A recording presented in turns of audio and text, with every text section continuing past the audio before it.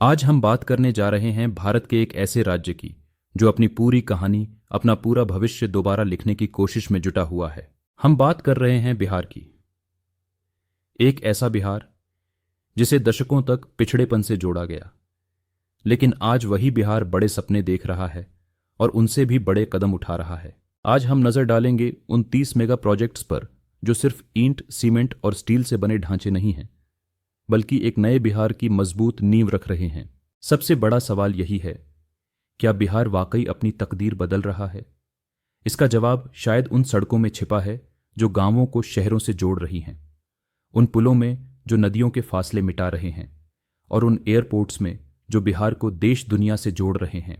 यह विकास सिर्फ जमीन पर नहीं दिखता, बल्कि लोगों की उम्मीदों में भी साफ नजर आता है। और इन्हीं उम्मीदों की कहानी छिपी है इन 30 विशाल परियोजनाओं में। ध्यान से समझिए, ये सिर्फ कंक्रीट के ढांचे नहीं हैं। ये एक नए एम्बिशियस बिहार की नींव है।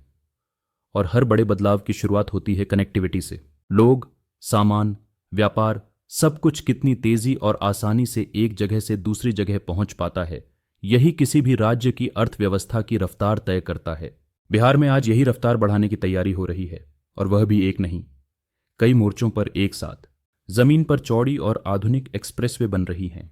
रेलवे नेटवर्क को हाई स्पीड में बदला जा रहा है। आसमान में नए और अपग्रेडेड एयरपोर्ट्स उड़ान भरने को तैयार हैं। शहरों के भीतर मेट्रो दौड़ाने की योजना है, और नदियों को भी विकास की धारा में शामिल किया जा रहा है। यानी जमीन से लेकर आसमान और पानी तक हर दिशा में बिहार खुद को बदल रहा है। अगर इस बदलाव की गंभीरता समझनी हो तो सिर्फ एक प्रोजेक्ट पर नजर डालिए, रक्सौल हल्दिया एक्सप्रेसवे। इसकी लागत है करीब 54,000 करोड़ रुपए। सिर्फ एक प्रोजेक्ट और इतना बड़ा निवेश। यही आंकड़ा बताने के लिए काफी है कि सोच कितनी बड़ी है और इरादे कितने मजबूत हैं। ये एक्सप्रेसवे नॉर्थ बिहार को सीधे ईस्टर्न पोर्ट्स से जोड़ेगा और व्यापार की तस्वीर बदल देगा। अब बात करते हैं स्पीड की, उस रफ्तार की जो बिहार को भविष्य से जोड़ने वाली है। Patna Howrah bullet train, 350 kilometre प्रति घंटे की रफ्तार। जरा सोचिए, पटना से हावड़ा का सफर सिर्फ 2 घंटे में, और पटना से दिल्ली मात्र 4 घंटे में। यह सिर्फ दूरी नहीं घटाएगा, यह सोच बदल देगा, अवसर बढ़ाएगा और बिहार को देश के मेनस्ट्रीम में और मजबूती से खड़ा करेगा।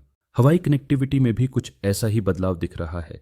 पटना एयरपोर्ट का नया टर्मिनल अब हर साल 1 करोड़ यात्रियों को संभालने की क्षमता रखता है। यह साफ संकेत है कि बिहार में हवाई यात्रा तेजी से बढ़ रही है, और राज्य अब सिर्फ बाहर जाने वालों का नहीं, बल्कि आने वालों का भी केंद्र बन रहा है। अब जरा पटना रिंग रोड को देखिए। यह सिर्फ एक सड़क नहीं है, यह 133 किलोमीटर लंबी एक लाइफलाइन है। एक ऐसी धमनी जो राजधानी को ट्रैफिक जाम से राहत देगी, लॉजिस्टिक्स को आसान बनाएगी और आसपास के इलाकों को विकास की मुख्य धारा से जोड़ेगी। इससे शहर का विस्तार भी संतुलित तरीके से होगा, और यह पूरा विकास सिर्फ पटना तक सीमित नहीं है। दरभंगा, गया, भागलपुर और मुजफ्फरपुर जैसे बड़े शहरों में 2029 तक मेट्रो लाने की योजना है। सोचिए, इन शहरों में रोजमर्रा की जिंदगी कितनी बदल जाएगी। काम पर जाना आसान होगा, समय बचेगा और शहरों की इकोनॉमिक एक्टिविटी को नई जान मिलेगी। लेकिन सिर्फ सड़कें, ट्रेनें और एयरपोर्ट बना देने से असली बदलाव नहीं आता।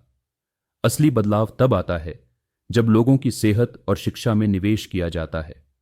और यहीं पर बिहार एक और बड़ी छलांग लगाने की तैयारी में है। इसका सबसे बड़ा उदाहरण है पटना का पीएमसीएच।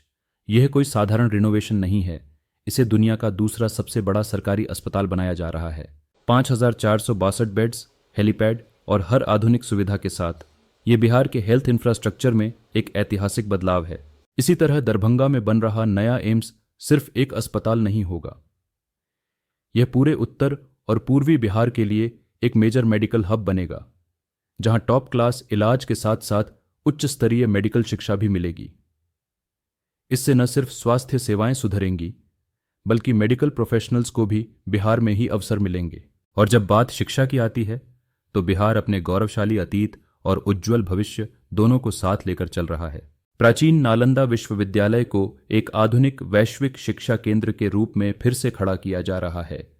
वहीं दूसरी ओर एनआईटी बिहट्टा और पटना साइंस सिटी जैसे संस्थान भविष्य के इंजीनियर्स, वैज्ञानिकों और इनोवेटर्स को तैयार कर रहे हैं। अब सवाल यह है कि इन सब का असली मकसद क्या है?